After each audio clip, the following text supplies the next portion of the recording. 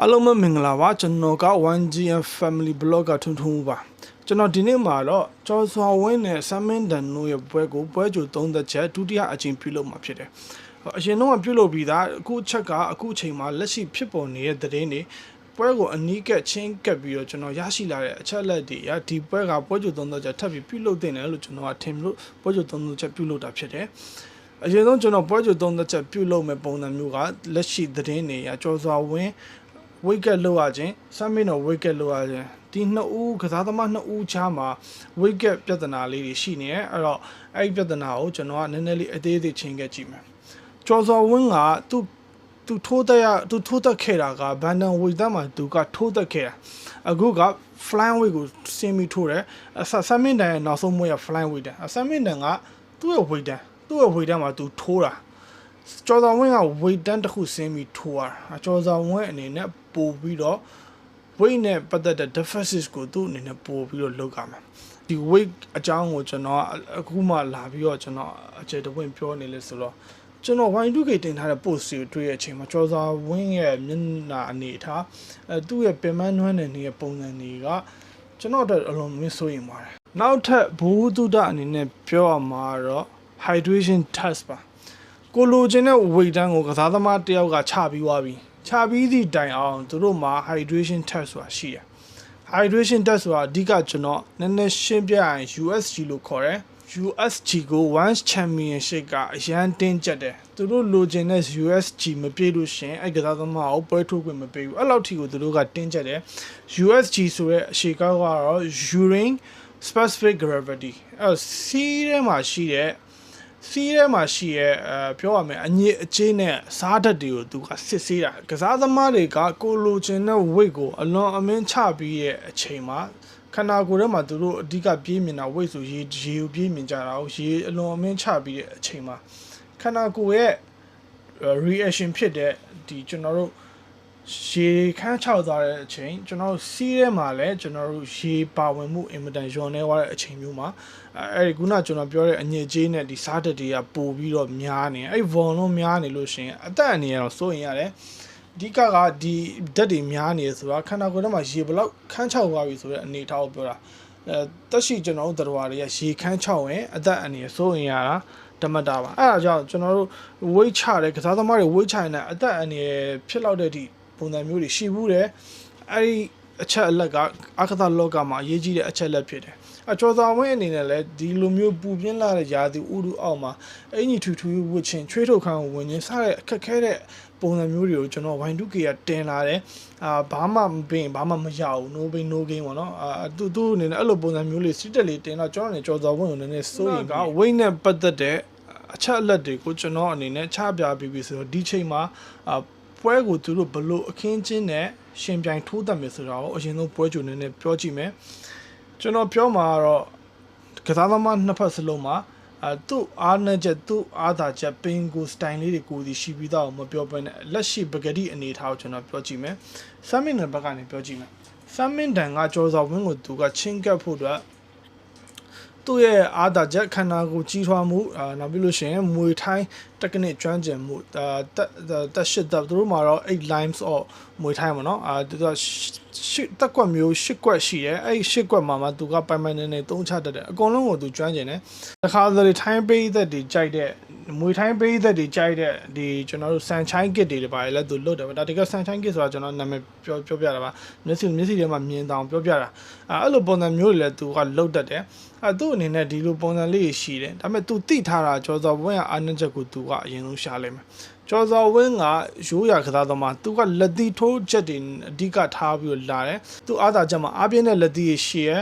နောက်ပြီးလို့ရှိရင်မစုံမနစ်နဲ့ကစားတတ်တယ်နံပါတ်3က foundation ကောင်းတယ်သူကျော်စော်ဝင်းကိုဒီအချက်လက်တွေချိထားပြီးမဲ့ခုနက weight နဲ့ပတ်သက်ပြီးတော့ weight ကလှုပ်ထားတဲ့အနေထားမှာဒီကစားသမားမျိုးကသူလိုအပ်တာထက်ပိုပြီးတော့သုံးနိုင်မှုအင်အားပေါ့နော်အင်အားချိနေမယ်ဆိုတော့သူ့အနေနဲ့ကြိုတင်တွက်ဆထားမှာဖြစ်တယ်ဘာဖြစ်လို့ဆိုတော့ဝိတ်ချထားတဲ့ကစားသမားတယောက်အနေနဲ့ဒီလိုမျိုး power လက်သီးမျိုးအခုမှရှီရင်းစဲ power လက်သီးမျိုးကိုအလုံးအရင်းနဲ့100%သုံးနိုင်မှုဖြစ်နိုင်ပါမလားကျွန်တော်ကိုယ်၌ကစိုးရိမ်မိပါတယ်ဒီအချက်ကိုကျော်ဆမ်မင်းတန်ကတည်တယ်နောက်တစ်ချက်ကကြတော့ weight cut လောက်ထားတဲ့အတွက် ကျော်ဆောင်ဝင်းအနေနဲ့ဒါပထမဆုံးအတွေ့အကြုံဖြစ်တယ်စတာမီနာပိုင်းမှာလည်းကျော်ဆောင်ဝင်းကဝိတ်ကသူ့ထပ်ပို့ပြီးတော့လှုပ်ထားတဲ့အတွက်သူ့ရဲ့အားသာချက်ဆိုပြီးသူတွေးကောင်းတွေးနိုင်တယ်ကျော်စော်ဝင်းကအားနည်းချက်ဆိုလို့ရှိရင်လက်ရှိပကတိအနေထားရသူ့အနေနဲ့ကြီးကြီးမားမားဆိုဝိတ်ကလှုပ်ထားတဲ့ပုံစံမျိုးကျွန်တော်ပြောလို့ရတယ်ဆမ်မင်းတန်အနေနဲ့သူ့ရဲ့ဝိတ်တန်းသူ့ရဲ့အားကစားသူ့ရဲ့ပေးသက်ရှိမှာသူ့ရဲ့အားသာချက်တွေများကိုသူအသုံးချပြီးတော့ကျော်စော်ဝင်းရဲ့ပကတိလက်ရှိသူရင်ဆိုင်နေရတဲ့အခက်အခဲ weight အနေထားမှာenergy deficit ဖြစ်နေတဲ့ပုံစံမျိုးကိုသူအသုံးချလာဖို့ရှိတယ်ဥပမာ low kit တွေကန်ခြင်းနောက်ပြီးလို့ရှိရင် solar process တွေကိုနှိုက်ခြင်းပေါ့နော်ဖိအားပေးလာဖို့တော့ရှိမယ်နောက်ပြီးတော့သူ့အနေနဲ့ကောင်တာကစားဖို့တော့မရှိဘူးသူဖြည်းဖြည်းချင်းဒီအရှိကိုတက်လာမယ်ကျော်စော်ဝင်းရဲ့အခြေအနေကိုကြည့်ပြီးတော့ကျော်စော်ဝင်းတက်လုံပိုင်းဆိုင်ရာမှာအားနည်းချက်ရှိလာပြီဆိုလို့ရှိရင်တော့သူကဖိပြီးတော့ကစားလာနိုင်တယ်ဒါသူ့အနေနဲ့ဆမ်မင်းတန်အနေနဲ့သူမထိုးခံရသေးခင်ပေါ့နော်ကျော်စော်ဝင်းရဲ့လက်သီးပြင်းပြင်းနေမထိခံရသေးခင်ပေါ့ဒီလိုပုံစံမျိုးတွေတော့ကျွန်တော်ကမြင်မိတယ်ကျော်စော်ဝင်းဘက်ကိုကြည့်မှဆိုလို့ရှိရင်ကျော်စော်ဝင်းကသူ့ရဲ့ head သူ့ရဲ့ခန္ဓာကိုယ်ဖွဲ့စည်းပုံသူ့ရဲ့ခံယူချက်အကောင်လုံးက fighter တယောက်မှရှိတဲ့အချက်လက်တွေသူ့မှာအပြည့်အစုံရှိတယ်နောက်တစ်ခု ကျော်စော်ဝင်းက foundation ကောင်းတဲ့ကစားသမားကျွန်တော် foundation ဆိုတာဘယ်လိုပြောလဲ food foundation ကကစားသမားတွေမှာအရေးကြီးတယ်အထူးသဖြင့်ကစားသမားချင်းပူးသွားရင်ကစားသမားချင်းပူးသွားတဲ့အနေအထားမျိုးမှာအရင်ဆုံးလွယ်လွယ်လဲကြတတ်တဲ့ကစားသမားမျိုးနောက်ပြီးလို့ရှိရင်ကိုကထိုးလိုက်တဲ့အနေအထားမျိုးမှာအချိန်လွန်ပြီးတော့ကိုယ့်ဘာသာကိုလဲကြတဲ့အနေအထားမျိုးတစ်ဖက်ကတိုက်စစ်ဆင်လိုက်လို့ကန်ချက်ပြင်းတော့၎င်းပြော့တော့၎င်းဘယ်နေရာထိလဲကြတတ်တဲ့ကစားသမားဒါမျိုးကကျော်စော်ဝင်းမှာလုံးဝရှိမနေဘူးကျော်စော်ဝင်းက foundation ကောင်းတယ်တောင်းတန်ရောရိုင်လက်တဲ့ကစားသမားမဟုတ်ဘူးအဲ့အချက်အလက်ရာသူ့ရဲ့ရှင်းသောမာကုန်နဲ့ပေါင်းဆက်ထားမယ်ဆိုရင်ဆမ်မင်းတန်လက်သီးလောက်ကသူ့အနေနဲ့မှုစရာမရှိဘူးကျွန်တော်ခုနပြောနေကြတစ်ချက်တော့ရှိတယ်ဆိုရင်ကသူ့အနေနဲ့စတာမီနာပေါ့နော် energy deficit ဖြစ်ပြီးတော့ပွဲကိုခါတိုင်းပွဲတွေလိုမျိုးမိနစ်အပြည့်မသွားနိုင်တဲ့ပုံစံမျိုးတွေဖြစ်မှာကျွန်တော်ဆိုရင်လည်းဒီလိုမျိုးပုံစံမျိုးသူမှမဟုတ်ဘူးတခြားအရင်ပြိုင်ပွဲမျိုးစုံ promotion ပွဲမျိုးစုံမှာလည်းကစားသမားတွေကဒီပြဿနာမျိုးတွေရင်ဆိုင်ထားတယ်ကျော်စော်ဝင်းကလက်သီးအားပြုတဲ့ကစားသမားကျော်စော်ဝင်းအကြောင်းကိုပေးသက်လည်းသိတယ်ကျွန်တော်တို့သူ့ပြိုင်ဘက်တွေအကုန်လုံးကလည်းသိတယ်ထိုးလိုက်တဲ့လက်သီးချက်တိုင်းက single punch တော့မဟုတ်ဘူးsingle punch ဆိုတာဥမာလက်သီးတစ်ချက်ပဲထိုးတာပေါ့နော်တစ်ချက်ပဲထိုးပြီးတော့တစ်ချက်ကောင်းထိုးတဲ့ကစားသမားမဟုတ်ဘဲနဲ့တွဲလုံးနဲ့ထိုးတတ်တဲ့ကစားသမားမျိုးပါပဲဒါပေမဲ့သူ့ရဲ့တွဲလုံးထဲမှာဘယ်လက်သီးထွက်အားပါဆိုတော့ကျွန်တော်တို့ပြီးခဲ့တဲ့ပွဲမှာကျွန်တော်မြင်ရတယ်ဥပမာမူဂါစီတိုနဲ့ထိုးတဲ့ပွဲမှာသူ့ရဲ့ signature back right လက်သီးမဟုတ်ဘဲနဲ့မူဂါစီတိုအရင်ဆုံးပြုတ်ကြတာဒီ timing guide ဝင်သွားတဲ့လက်သီးဘယ် white လက်သီး right or left foot ဝင်ပြီးတော့မူဂါစီတိုကိုပြုတ်ကျသွားတယ်ဒီအချက်လက်ကိုကြည့်ချင်မယ်ပေးသက်တွေလည်းမြင်တယ်ကျွန်တော်လည်းမြင်ရတယ်ဒီအချက်လက်ကကျော်စော်ဝင်းက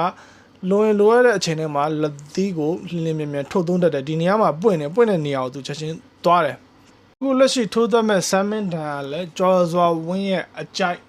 ကစားသမားဖြစ်တယ်ဆမ်မင်းတန်ကဘောက်ဆင်ကစားသမားတွေလိုမျိုး cycle round လုပ်နေတဲ့ကစားသမားမဟုတ်ဘူးလှည့်ပတ်ပြီးသွားနေတဲ့ကစားသမားမဟုတ်လှည့်ပတ်ပြီးသွားနေတဲ့ကစားသမားတကယ်တော့ခက်ခဲတယ် cut off လုပ်ဖို့တော်တော်ခက်တယ်အတွေ့အကြုံရှိတဲ့ကစားသမားကသာလျှင်အဲ့လိုမျိုး cycle round လုပ်နေတဲ့ကစားသမားကို cut off လုပ်နိုင်တယ်ဒါပေမဲ့ကျော်စော်ဝင်းကဟိုထိုးသက်မှာသူ့ရဲ့အကြိုက်ကစားသမားစိုင်ထိုးပြိုင်ထိုးတဲ့ကစားသမားမျိုးနောက်တစ်ချက်လက်သီးအပြုကစားသမားဖြစ်တဲ့အပြင်သူဒီဘက်ကိုချင်းကပ်လာမဲ့အနေထားဒီလိုပုံစံမဲ့ချင်းကပ်လာမယ်လို့ကျွန်တော်ထင်တယ်သူကဝိတ်ကိုချထားတဲ့အတွက်အတင်းလိုက်ထိုးနေတဲ့ပုံစံမျိုးသူလုပ်တော့မှာမဟုတ်ဘူးအဲ့တော့သူလက်သီးထွက်ခါတဲ့အချိန်မှာနံပါတ်1 accuracy နံပါတ်2ကတော့ timing ဆမ်မင်းတန်လစ်လက်သွားတဲ့ဒီ jaw တွေကွာသွားတဲ့ gap တွေကိုအချိန်ကိုက်ဝင်နိုင်ဖို့ timing လိုအပ်တယ်နောက်တစ်ချက်ကတသိန်းတန် contract စာချုပ်အကြောင်းကစားသမားတယောက်ကဘောကိုအလှည့်အပြောင်းဖြစ်သွားစေနိုင်တဲ့ One Championship ကပေးတဲ့ USC တသိန်းတန်စာချုပ်အဲ့စာချုပ်ကိုကျွန်တော်တို့ကစားသမားနှစ်ယောက်စလုံးဖြစ်တဲ့ဆမ်မင်းတန်ကကျော်စော်ဝင်းကမရရှိသေးဘူးဆမ်မင်းတန်ကတော့အနီးဆက်ဆုံးမှာရှိနေတယ်ဒါပေမဲ့ဆမ်မင်းတန်က၄ဘွဲ့သက်လောက်နိုင်ထားပြီဘာလို့မရသေးရလဲကျွန်တော်အနေနဲ့သူ့အနေနဲ့လည်းဒီ One Championship ကိုမျိုးကုန်းနေထိုးဖို့ရှိတယ်ဘာဖြစ်လဲဆိုတော့သူထိုးသက်ခဲ့ရတဲ့ပြိုင်ဘက်၄ယောက်စလုံးကlow profile ကစားသမားတွေဖြစ်တယ် တကယ်ဒီလိုမျိုးပရိသတ်ခံရမှာရှိထားတဲ့ legendary ကစားသမားနာမည်ကြီးကစားသမားတယောက်မှပါမနေဘူးလက်ရှိသူ့အနေနဲ့စပြီးတော့စာမွေးစစ်ခံရပြီဒါကျော်စာဝင်းနဲ့စထိုးရတာကျော်စာဝင်းဆိုတာကလည်းပရိသတ်အားပေးမှုအခိုင်အမာရှိတယ်သူ့ရဲ့ background နောက်ပြီးကွင်းပြင်မှာလာအားပေးတဲ့ပရိသတ်တွေနောက်ပြီး social network ကအားပေးတဲ့ပရိသတ်တွေအခိုင်အမာရရှိတဲ့ကစားသမားမျိုးအဲ့လိုကစားသမားမျိုးကိုဆမ်မင်တန်ကနိုင်အောင်ထိုးသက်နိုင်မှုအတွက်သူ့အနေနဲ့စာမွေးစပြီးစစ်ခံရပြီကျော်စာဝင်းအနေနဲ့ဒီစာချုပ်ကိုရနိုင်လားဆိုလို့ရှိရင်ကျွန်တော်ကဘယ်လိုပြောရမလဲဆိုတော့ကျွန်တော်တို့ one championship မှာမြန်မာကစားသမားတွေရဲ့ဒေါ်လာ1 နဲ့စာချုပ်ရထားတဲ့ကစားသမား2ယောက်ပဲရှိရယ်ကျွန်တော်သိသလောက်2ယောက်ပဲရှိရယ်လက်ရှိနံပါတ်1ကစိုးလင်းဦးနံပါတ်ဒုတိယတစ်ယောက်ကတော့မြန်မာမင်းကလေးဘရော်နီကာမူထိုင်းကစားသမားဘရော်နီကာသူကစာချုပ်ရထားတယ်ကျန်တဲ့ကစားသမားတွေကသူလင်းထက်ဆိုလို့နိုင်ဝက်တော်တော်များများရခဲ့တယ်ဒါပေမဲ့သူမရသေးဘူးအဲ့အချက်လက်တွေကိုကြည့်ချင်းအပြင်ကျွန်တော်ဆမ်မင်တန်နဲ့ကျွန်တော်နှိုင်းရှင်ကြည့်မယ်ဆမ်မင်တန်နဲ့ထိုးနီးलगाမယ်နိုင်ဝက်တွေရတယ်နိုင်ဝက်ရရင်စာချုပ်ရတာမဟုတ်ဘူးအဲ့အချက်ကိုသိစေချင်တယ်နံပါတ်1အရေးကြီးဆုံးချက်ကပေးသက်ကအားပေးမှုစိုးလင်းဦးဆိုရင်3ပွဲလောက်ထိုးပြီးတော့စာချုပ်ရတာအဲ့အချက်ကကျွန်တော်ခုနပြောတဲ့အချက်လက်ပဲထင်ပါတယ်ပိတ်သက်အားပေးမှု background တောင်းတင်းမှုပေါ့နော်အဲ့လို sporting ကောင်းတဲ့ကစားသမားတွေကဒါလည်း UFC စာချုပ်ကိုလွယ်ကူရရှိရဖြစ်တယ်ကျော်ဆောင်မင်းအနေနဲ့စာချုပ်ရရှိဖို့ဆိုလို့ရှိရင်သူ့မှာခုနကျွန်တော်ပြောတဲ့အချက်လက်ပိတ်သက်အခိုင်မှာအားပေးမှုရှိရယ်မြန်မာပိတ်သက်တဲ့မုံထိုင်းပိတ်သက်လည်းရှိရယ်ကျော်ဆောင်ဝင်းမှာနောက်တစ်ခုကကျော်ဆောင်ဝင်းကအရေးချင်းရှိတယ်အလားအလာကောင်းတဲ့ကစားသမားနောက်တစ်ခုကကြတော့ဒီလက်ရှိသူနှစ်ပွဲပဲထိုးသက်စီဒီပွဲမှာတော့စာချုပ်ရမယ်လို့ကျွန်တော်မသုံးသပ်ချင်ဘူးနောက်ထပ်တစ်ပွဲလောက်နိုင်အောင်ထပ်ထိုးထပ်ပြီးလို့ရှင်တော့သူ3ပွဲမြောက်မှာတော့စာချုပ်ရနိုင်တယ်လို့ကျွန်တော်ကထင်တယ်ဒါကျော်စာဝင်းစာချုပ်ရနိုင်မှုအပိုင်းမှာအခုနောက်ဗီဒီယိုဒီတစ်ခုကတော့ကျော်စာဝင်းနဲ့ဆမ်မင်နန်တို့ပွဲအတွက်ကျော်စာဝင်းတို့ပေးသက်များမှပေးစာအဓိကကျွန်တော်ပြီးခဲ့တဲ့ဒီ one championship ပွဲသတင်းစာထုတ်ခြင်းမှာကျွန်တော်ကျော်စာဝင်းနဲ့ဆမ်မင်နန်ပွဲကြို30ချက်ပြုလုပ်တယ်အဲ့အောက်မှာပေးသက်တွေရဲ့တချို့ comment တွေကအင်မတန်တန်ဖိုးရှိတယ်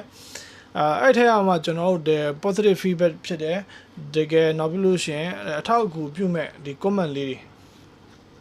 အဲ့ comment လေးတွေကျွန်တော်ကောက်နှုတ်ပြီးတော့အခုကျွန်တော်ချပြကြည့်မယ်အရင်ဆုံးကတော့ကိုပိုင်ပေါ့နော်ဒီ channel name ကကိုပိုင်သူရေးထားတာကြော်ကြီးအသာစီးမှာရှိတယ်တဲ့ကြိုးစားပါခေါင်းမသုံးပါနဲ့ခြေကန်ချက်တွေကိုရှောင်ကာနိုင်ပါစေပါဝါလက်သီးကိုထိရောက်မှုရှိအောင်သုံးပါပတ်တထောင်ထိမိကစားနိုင်ပါစေအဲ့လိုပုံစံမျိုးလေးရေးလာတွေ့ရတယ်တယောက်ကတော့ကိုစိုးလွင်ကြော်ကြီးအနေနဲ့135ပေါင်တွေဝိတ်ချပြီးရင်ငကိုမူလဝိတ်ချက်ချင်းပြန်ရဖို့လိုမယ်ဒါသူ့အနေနဲ့ဝိတ်အနေနဲ့ကျွန်တော်ခုနထောက်ပြတဲ့ဝိတ်အနေနဲ့သူ့အနေနဲ့စိုးရိမ်မှုရှိနေတယ်နောက်တစ်ခုကတော့လိပ်ဘူးပေါ့သူလင်းနေကြဆိုတော့လိပ်ဘူးလို့ခေါ်တယ်နောက်တစ်ယောက်ကကိုမြင့်အောင်8937ကိုမြင့်အောင်ပြောတော့ကိုမြင့်အောင်ကလိပ်ဘူးကိုတဲ့ပင့်လက်သီးနဲ့တွဲလုံးနေနဲ့အနိုင်ယူရတယ်သူ့အနေနဲ့အဲ့လိုမျိုးလေးမှတ်ချက်ပေးထားတယ်အဲ့ပိသက်တွေမှာလည်းအမြင်ရှိရနော်ကျွန်တော်အမြင်မျိုးရှိရကျော်ဆောင်ဝတ်အထောက်ကိုပြုမယ်လို့ကျွန်တော်ထင်တယ်တချို့နည်းနည်းလေး sensitive ဖြစ်တဲ့ comment တွေကျွန်တော်ကြော်ပေးရသေးပါတော့ဒီဥပမာလူမှုကွန်ရက်မှာချပြလို့မရတဲ့စကားလုံးလေးတွေရှိတယ်ကောင်းတော့ကောင်းပါတယ်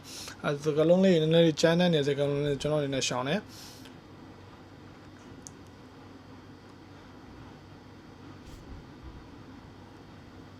နောက်တစ်ယောက်ကတော့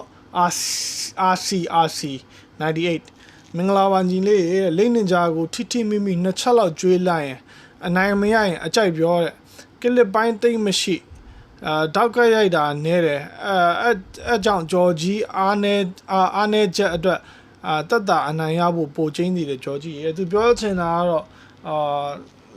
တကယ်ထိမိနှလုံးလောက်သာကျွေးပါနော်ထိမိနှလုံးလောက်သာကျွေးကျွန်တော်တို့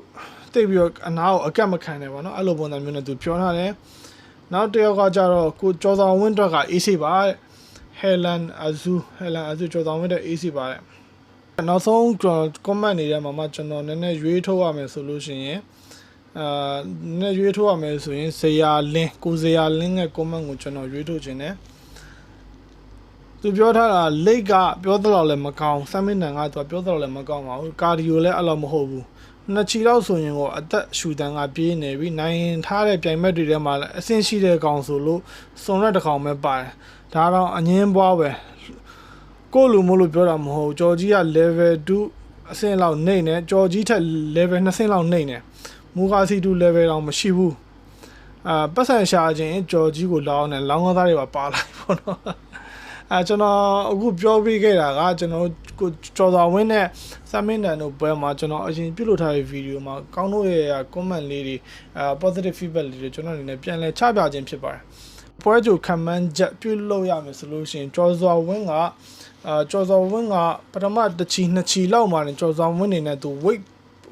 weight cut လောက်ထားတဲ့ဒဏ်ရှိရယ်အဲ့အားနဲ့ချက်တွေကိုသူ့အနေနဲ့recover လုပ်ချင်တဲ့ solution เนาะသူပွဲအချိန်ကြာလာလေသူ့အတွက် chance နည်းလေးဖြစ်တယ်ဒါသူ့နီးပြအဖွဲ့ကလည်းဒီပုံစံမျိုးကို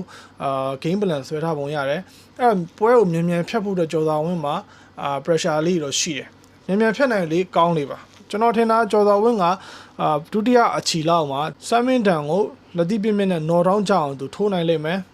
အဲ့အချက်အဲ့လိုမျိုးနော်တောင်းကြရင်ကျော်စွာဝင်းအတွက်ပို့ပြီးတော့ကောင်းတယ်နောက်ပြီးတော့နောက်တစ်ချက်ကကြတော့ကျော်စွာဝင်းကဒီပွဲမှာသူ့အနေနဲ့သူကမှုဝင်သွားရင်သူကတကယ်လိုက်တီးတဲ့ကစားသမားမျိုးမှုဝင်သွားရင်လိုက်တီးတဲ့ကစားသမားမျိုးအနာခံပြီးတော့တီးတဲ့ကစားသမားမျိုးအဲ့ဒါတစ်ဖက်ကလာတဲ့ကောင်တာလက်သီးတွေကိုသူ resistance ပေါ့နော် resistance ရှိဖို့လိုတယ်မင်းတန်ကသူထိုးသက်ခဲ့တဲ့ပြိုင်ပွဲတွေကျွန်တော်ကြည့်မယ်ဆိုလို့ရှိရင်သူ show နေခဲ့တဲ့ပွဲတွေမှာသူကလွယ်လွယ်နဲ့ခေပွင့်တယ်နောက်ပြီးလို့ရှိရင်အရေးပြောတတ်တဲ့ကစားသမားမျိုးအဲ့တော့သူ့ရေပျော်မှတ်လောက်ထိသွားနိုင်တဲ့ကစားသမားမျိုးဆိုချက်ချင်းအရေးပြောကြပါတယ်သူကသူ့ဖိအားပေးနိုင်လေသူကအဲ့ဖိအားကိုရုံးထွက်နိုင်တဲ့ကစားသမားမျိုးမဟုတ်ဘူးgame changer လုပ်နိုင်တဲ့ကစားသမားမျိုးလည်းမဟုတ်ဘူးလို့ကျွန်တော်ထင်တယ်ကျော်စွာဝင်းကစမ်းမင်းတန်ကိုသူ့ရဲ့ပုံစံတိုင်းပဲဖိအားပေးပြီးထိုးပါလိမ့်မယ်ကျွန်တော်အမြင်ကမမောက်ဆိုလို့ရှိရင်ကျော်စွာဝင်းကရုံငယ်လေးလာလဲဒီခွန်အားပဲသမင်းလာလဲဒီခွန်အားပဲเนาะဒီထက်အကောင်ကြီးတဲ့ကျွဲရီနွားရီလာလဲဒီခွန်အားပဲသူအမဲလိုက်တဲ့ပုံစံခွန်အားကိုshort ဒီကောင်လေးမလို့ short သုံးမယ်ဒီကောင်လေးမလို့ short သုံးမယ် short ပို့သုံးမယ်ဆိုတာမရှိဘူးသူကသွားတဲ့ consistent ကောင်းတယ်ကျော်တော်မြတ် consistent ကောင်းတဲ့ကစားသမားဆိုတော့စမ်းမင်းတန်ကလည်းဒီပုံစံတိုင်းပဲသူထိုးနေကြပုံစံတိုင်းပဲထိုးသက်လာမှာအဲ့ထိုးနေကြပုံစံကိုကစားသမားတော်တော်များသိတယ်ဒါပေမဲ့အဖြေဆိုင်တဲ့ကစားသမားကတယောက်မှရှိမနေဘူးဒီပုံစံကိုစမ်းမင်းတန်နဲ့အဖြေရှာဖို့ခက်ခဲပါလိမ့်မယ်လို့ကျွန်တော်ပြောရင်ဒီပွဲကိုပွဲကြို30ချက်နံပါတ်1ဖြစ်တင်ဆက်လိုက်ပါတယ်ကျွန်တော်ပွဲကြို30ချက်တွေကိုထပ်ပြီးကြည့်ချင်တယ်ဆိုလို့ရှိရင်ကျွန်တော် channel လေးကို subscribe လုပ်ထားပါ VPN လေးဖွင့်ပြီးကြည့်ပေးပါကျေးဇူးအများကြီးတင်ပါတယ်